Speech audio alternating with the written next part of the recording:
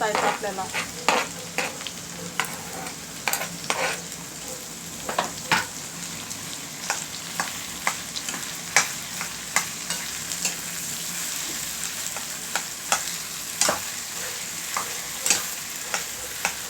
छान लसणाच्या फोडणीचं कोथिंबीर घालून तडका दिलेलं वरण आहे मसूरचं, आणि त्याच्याबरोबर आता ही भाजीची जोड देते. भात भाजी पोळी आणि चटणी वगैरे काय असतं चाटणाचं ते आपलं वेगळं. आता मी ह्या लेवलला याला मीठ न टाकता कवर करत.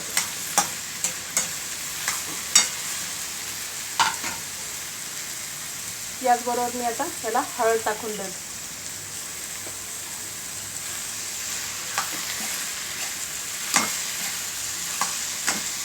सेलम हळकुंड मिळतं, त्या हळकुंडाची शक्यतो घरी पावडर केलेली असावी वर्षभरासाठी.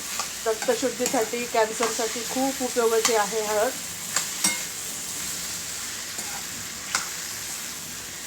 माझ्याकडे तर हळदीचं वर्षभराचं लोणचं पण केलेलं असतं, ते पण मी दाखवते एक दिवस तुम्हाला.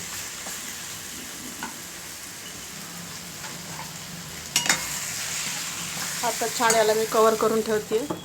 मंद आचेवर गॅस आहे. मुद्दामच मी इनर साईजचं झाकण याच्यावर ठेवलेलं आहे की जेणेकरून स्टीम त्याची पाणी तिथल्या तिथंच त्याचं वेपोरेशन होऊ नये, बाष्पीभवन होऊन त्याची वाफ निघून जाऊ नये, कारण आंगरसातच तो मला शिजवायचा आहे. मंद आचेवर छान 7 ते 10 मिनटं झाली. व्यवस्थित भोपळा परतवला आहे. फक्त जिरं, हळद, हिंग मध्ये छान पिलिंग केलेलं दुधी टाकलेलं आहे व्यवस्थित कापून, आणि झाकण ठेवलं आहे मंद आचेवर. एवढ्याच आंगरसात त्याला इतकं हे, आता हेच याचीच चव आहे याला सगळी. आता याच्यामध्ये आपण टाकतो हळद प्रथम टाकलेली आहे मी. आता मी तिखट टाकत आहे. तिखट आहे आपल्या चवीप्रमाणे बेताचंच टाकायचं आहे. हळद टाकलेली आहे आणि कच्चं धना जिरा आणि मीठ मिक्सरला लावून घेतलेलं आहे. भाजलेलीची पावडर आहे माझ्याकडे, पण याला कच्च्याची चव चांगली लागते, कारण आपण त्याच्यामध्ये कोथिंबीर पण घालत नाही आहे. वाटली तर तुम्ही घालू शकता, पण मला आता वरणाला टाकते त्याच्यामुळे मी याला कोथिंबीरीला जरा सुट्टी देते.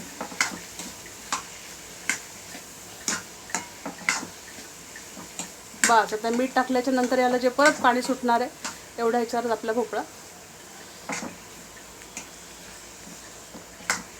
एकदा आवर्जून करूनच बघा मैत्रिणींनो. तुम्ही जर भोपळा खात नसाल तर, करत असाल तर उत्तम.